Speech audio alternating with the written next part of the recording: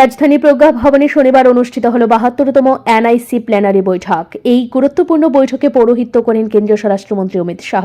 উপস্থিত ছিলেন উত্তর পূর্বাঞ্চলের রাজ্যপাল এবং মুখ্যমন্ত্রীরাও।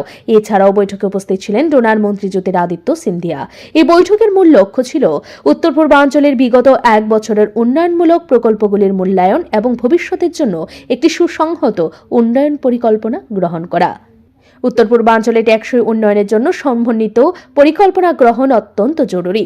এই অঞ্চলের উন্নয়ন দেশের সামগ্রিক অগ্রগতির ক্ষেত্রে গুরুত্বপূর্ণ ভূমিকা রাখবে। বৈঠক ঘিরে রাজধানী আগরতলায় কড়া নিরাপত্তা ব্যবস্থা গ্রহণ করা হয়েছে। বিশেষ করে প্রজ্ঞা ভবন এবং আশপাশের এলাকাগুলিতে নিরাপত্তা চাদর বিছানো হয়েছে। যান চলাচলের ক্ষেত্রেও বেশ কিছু বিধিনিষেধ আরোপ করা হয়েছে, যাতে বৈঠক নির্বিঘ্নে পরিচালিত হতে পারে। উত্তর পূর্বাঞ্চলের সার্বিক উন্নয়নের লক্ষ্যে এই প্ল্যানারি বৈঠক অত্যন্ত গুরুত্বপূর্ণ বলে মনে করছেন বিশেষজ্ঞরা। আগামী দিনে এই বৈঠকের সিদ্ধান্তগুলি কতটা কার্যকারী হয় সেটাই দেখার বিষয়। ব্যুরো রিপোর্ট, ঋদ্ধি নেটওয়ার্ক।